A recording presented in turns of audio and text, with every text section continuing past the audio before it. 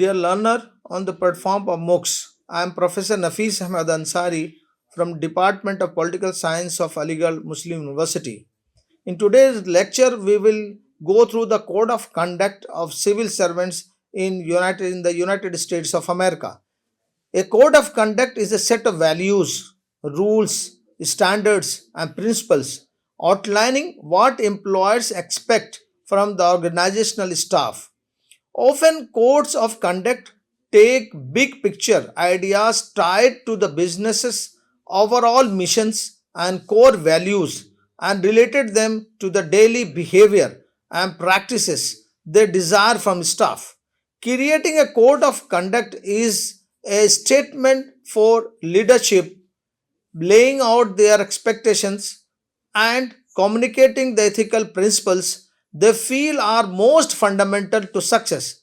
Generally, it reflects the culture already present in or the culture leadership seeks to promote.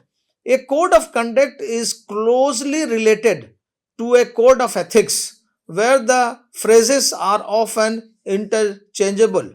However, while there is a tremendous overlap, there is also a slight nuisance between the two. The broader code of ethics provides a set of principles that affect employee mindset and decision making. A code of conduct offers principles defining the ethics of a business, but it also contains specific rules for employee actions and behavior. Generally, both are combined into a single document, and an organization really has a different code for each.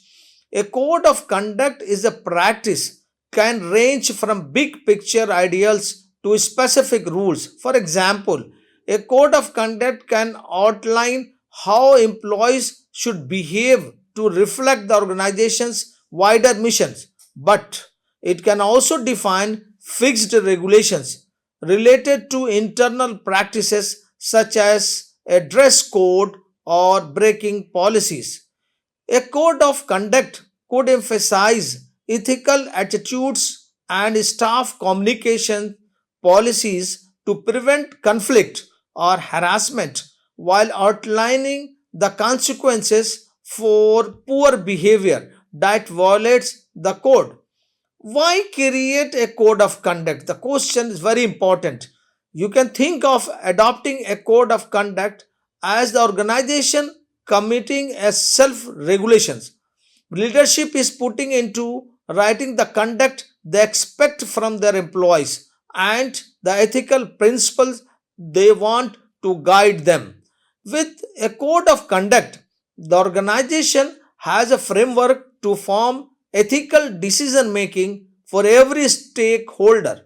While it isn't a turnkey solution to every employee's dilemma, it shows staff the organization's guiding principles and helps them make better choices in their daily activities. A code of conduct is also vital to a company's compliance and legal practices. For example, in United States of America, public organizations must have a code of conduct. Plus, from a compliance point of view, if an employee engages in illegal activity while at work, a code of conduct provides documentations showing they broke company policy. By creating a code of conduct, we say that the staff understand what rules and regulations, expectations a management has there. It defines how to act while at work and how to communicate internally and externally and helps employees succeed at the company. The organization has concrete company policies to help with compliance, training potential customers and business partners understand the values of the organizations. Generally, rules of ethical conduct for persons serving the United States federal government are divided into two categories: elected members of the Congress and the government employees. In the context of ethical code, employees includes persons hired or appointed to work for the legislative branch or on the staffs of individual senators or representatives, as well as those executive branch employees appointed by the President of the United States of America. The codes of conduct cover activity, duty of members of the United States military for the specific military branch, members of the Congress. Ethical conduct of the elected members of the Congress is prescribed by either in the House Ethics Manual or the Senate Ethics Manual as created and revised by the House and Senate Committees on Ethics. In the Senate, ethics issues are handled by the Senate Select Committee on Ethics. In the House, the Committee on Ethics and the Office of the Congressional Ethics OCE deals with the alleged ethical violations by US representatives, officers, and staffs. Office of Congressional Ethics, established by the House in 2008, the OCE is an non-partisan independent body investigating cases of alleged misconduct. If warranted, the OCE refers violations of the House Committee on Ethics, which can impose punishment. The Committee on Ethics can also initiate ethics investigation on its own. The OCE's investigations are overseen by its board of directors composed of 8 private citizens who cannot work as lobbyists or be employed by the government and must agree not to run the elected federal office during their tenure. The Speaker of the House appoints 3 board members and 1 alternate. The Speaker of the House and the House Minority Leader each appoint 3 voting members and 1 alternate to the board. The Speaker and the Minority Leader each must agree on all 8 appointments. The OCE's investigative staff is comprised mostly of lawyers and other professionals with expertise in ethics, law, and investigations. Executive branch employs each branch employs maintain its code of ethical conduct for the first 200 years of the US government. But in 1989, the President's Commission on Federal Ethics Law Reform recommended that the individual agency standards of conduct be replaced with a single regulations applicable to all executive branch employees. In response, the President George W.H. Bush signed Executive Order 12674 on April 12, 1989, setting out certain, or we can say 14 basic principles of ethical conduct for executive branch personnels. Public servant is a public trust requiring employees to pay loyalty to the Constitution, the laws, and ethical principles about private gains. This is what been explained, number one, by saying the employee shall not hold a financial interest that conflict with the consciousness and performance of duties. Other says that employees should not engage in the financial transactions using non-public government informations or allow improper use of such informations to further any private interest.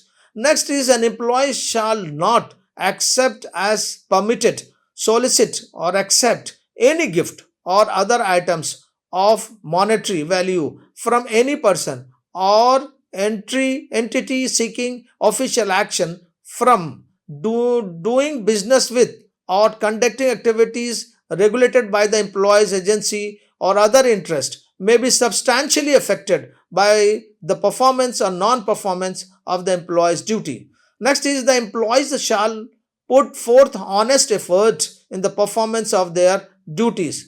Then is the employees shall not knowingly make unauthorized commitments or promises purporting to bind the government. Employees shall not use the public office for private gain. Employees shall act impartially and not give preferential treatment to any private organization or individuals. Employees shall protect and conserve federal property and not use it for the other than authorized activities. Employees shall not engage in outside employment or activities that conflict with the official government duties and responsibilities, including seeking or negotiating for employment. Employees shall disclose waste, fraud, abuse, and corruption to appropriate authorities. Employees shall satisfy their obligations as citizens in good faith, including all just financial obligations, especially those such as federal, state, or local taxes that are imposed by law. Employees shall adhere to all laws and regulations that provide equal opportunity for all Americans regardless of race, color, religion, sex, national origin, age, or handicap. Employees shall endeavor to avoid any actions that create the appearance of violating the law of the ethical standard set forth in this part. Whether the particular circumstances create an appearance that the law or these standards have been violated shall be determined from the perspective of reasonable person with a knowledge of the relevant facts. The federal regulation enforcing these 14 rules of conduct as amended is now codified and fully explained in the Code of Federal Regulations. Over the years since 1989, some agencies have created supplemental regulations that modify or supplement the 14 rules of conduct to better apply to their employees' specific duties and responsibilities. Established by the Ethics on Government Act of 1978, the United States Office of Government Ethics provides overall leadership and oversight of the executive branch and ethics programs designed to prevent and resolve conflicts of interest.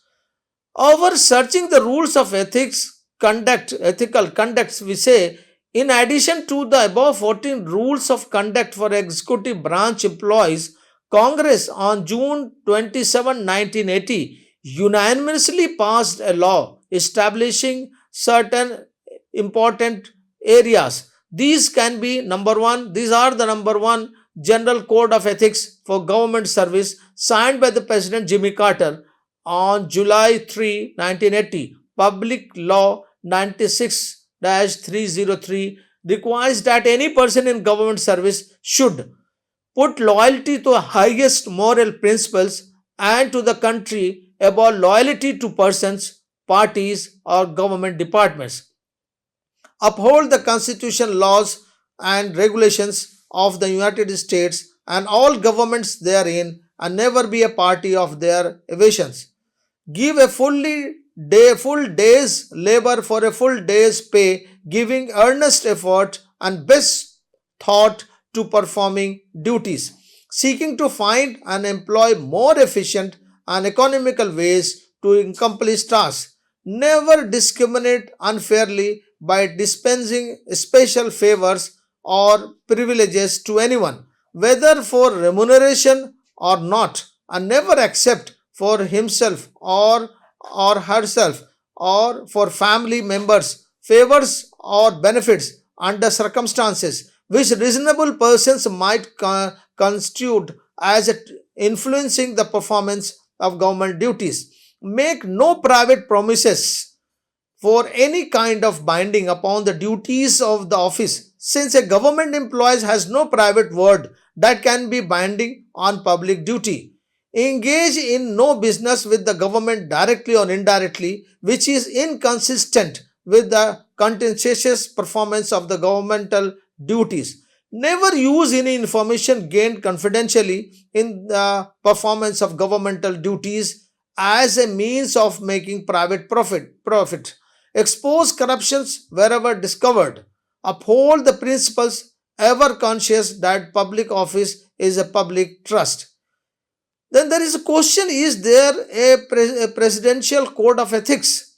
While the elected members of the Congress have chosen to adopt their code of ethics, the President of the United States, as an elected rather than hired or appointed representatives of the people, is not subject to any specific statute or rule governing his or her ethical conduct. While they are subject to a civil suit, criminal prosecutions for violations of while the elected members of the Congress has chosen to adopt their code of ethics, the President of the United States, as an elected rather than hired or appointed representative of the people, is not subject to any specific statute or rule governing his or her ethical conduct. While they are subject to civil suit and criminal prosecutions for violations of common laws, presidents are generally immune from punishment for conduct related to their official acts. In other words, presidents are generally free to lie or misprint facts on the long as they do not intentionally defame any specific person or persons in doing so. The only practical remedies to unethical conduct on the president's part are the constant vigilance of a well informed public, a congressional oversight, and ultimately the threat of impeachment for high crimes and misdemeanors. While concluding this part, we can say each servants and other government officials are required to exercise professional discretions with regard to all facts and informations they come into the knowledge of while carrying out or in connections with carrying out their duties, regardless of the guidelines outlined in the criminal code regarding the professional secrecy.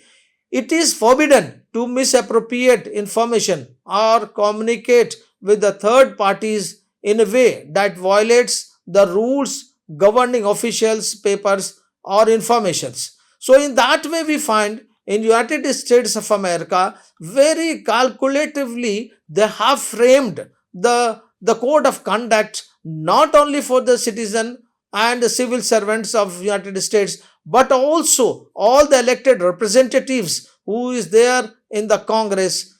Then at the same time, though they do not have a specific code of conduct for the presidents, but the positions the president holds that force him to dictate or functions in such a manner that the dignity of United States of America can be maintained.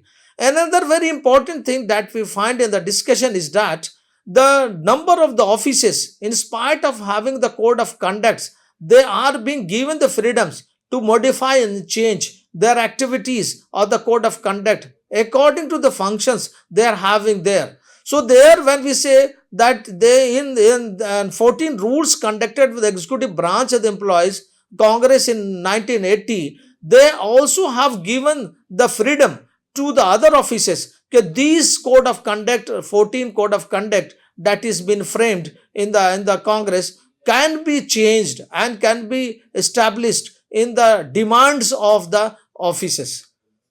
Thank you.